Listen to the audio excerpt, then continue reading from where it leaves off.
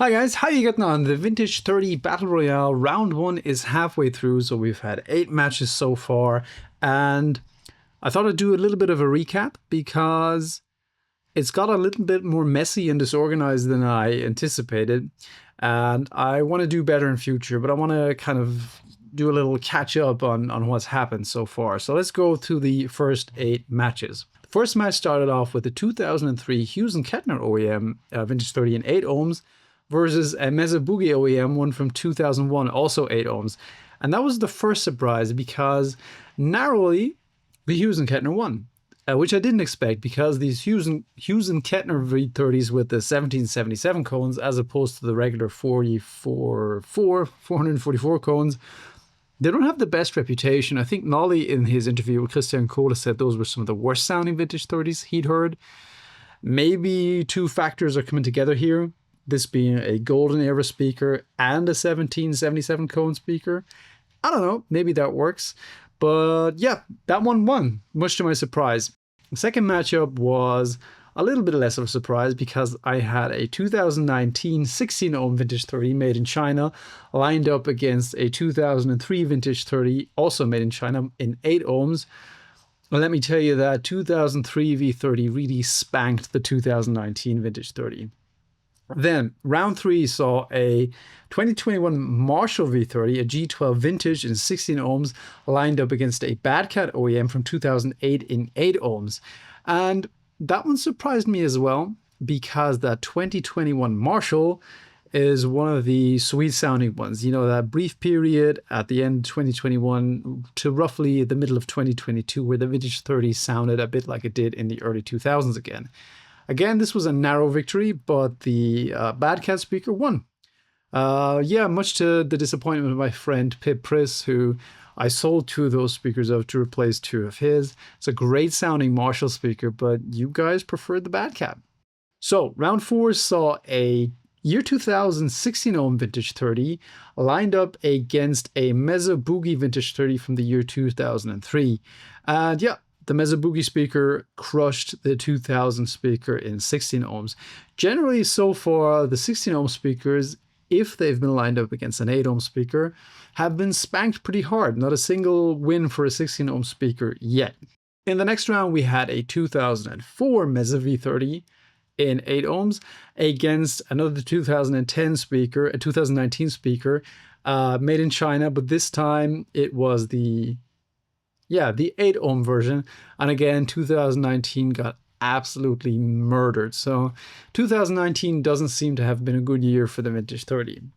Now, the next round again was a bit of a surprise for me because I had a 2002, so golden era Vintage 30 in 16 ohms, standard, made in the UK, lined up against a bit of a Frankenstein speaker, a V30 from 2004 in 8 ohms, which I had in the original big Vintage 30 video, but what I had missed at the time of filming that was apparently that had been reconed because back then the cone would have had a C or a D marking.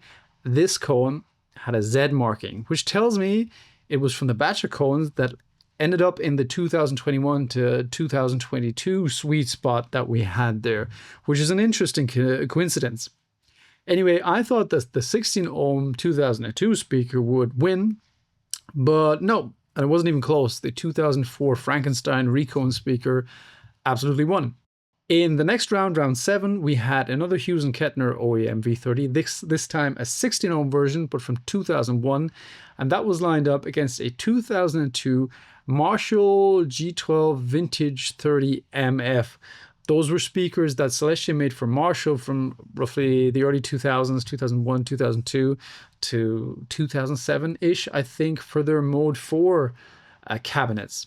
And the V30MF is pretty sought after. It's a very popular speaker with a good reputation. And again, I thought the Hughes and Kettner would lose, but it didn't.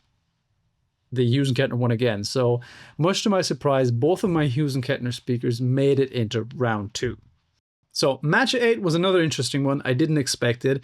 As I'm filming this, the voting is still on, but I don't really see much changing because the 2021 V30 in 8 ohms is way ahead of the 1992 black frame speaker, also in 8 ohms. I thought The black frame would make it pretty firm because I thought it sounded good, but the 2021 speaker really seems to sound great. You guys love that speaker. It's getting most of the votes. So I don't see that changing. If it does, I'll put a pinned comment or do some voiceover afterwards saying how stupid I am.